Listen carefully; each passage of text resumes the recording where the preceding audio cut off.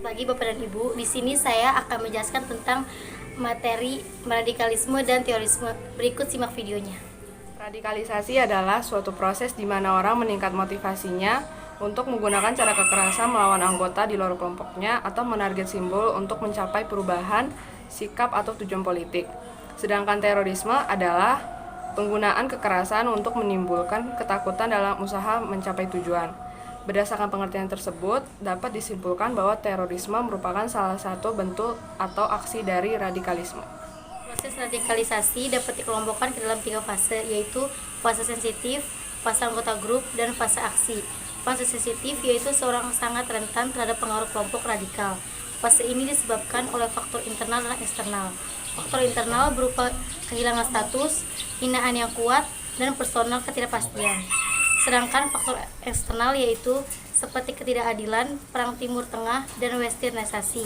Situasi ini dimanfaatkan oleh kelompok radikal untuk merekrut anggota baru. Salah satu media yang digunakan adalah internet. Kelompok radikal seperti ISIS dalam aksinya menampilkan video atau konten yang berisi propaganda. Propaganda diduga cukup efektif untuk merekrut anggota, sehingga propaganda membuat ISIS lebih berkembang daripada organisasi teroris sebelumnya seperti Al-Qaeda. ISIS merupakan pusat-pusat media Al-Hayat yang memproduksi video-video propaganda.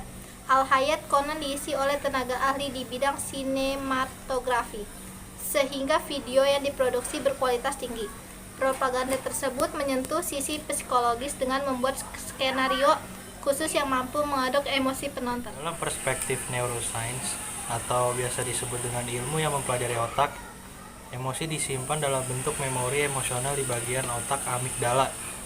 Amigdala, hipokampus, dan bagian-bagian talamus merupakan bagian dari sistem limbik yang mengelilingi batang otak pada mamalia.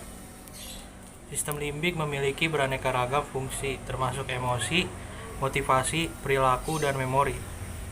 Bagian di luar sistem limbik juga berpartisipasi dalam proses emosi, seperti prefrontal cortex atau PFC, hipotalamus, dan anterior cingulate cortex atau ACC. Amigdala sangat sensitif terhadap informasi visual kasar, di antaranya yaitu mata pembukaan lebar pada wajah takut dan kondisi mencengkam saat pengoboman.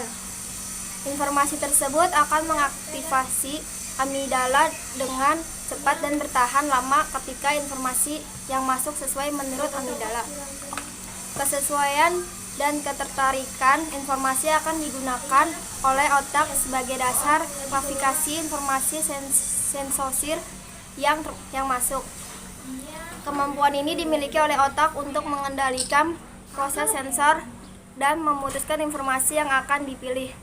Kemampuan seleksi ini merupakan mekanisme yang dimiliki oleh otak untuk mengatasi keterbatasan dalam menyerap informasi, karena tidak mungkin otak menyerap seluruh informasi yang masuk. Sekian dan terima kasih.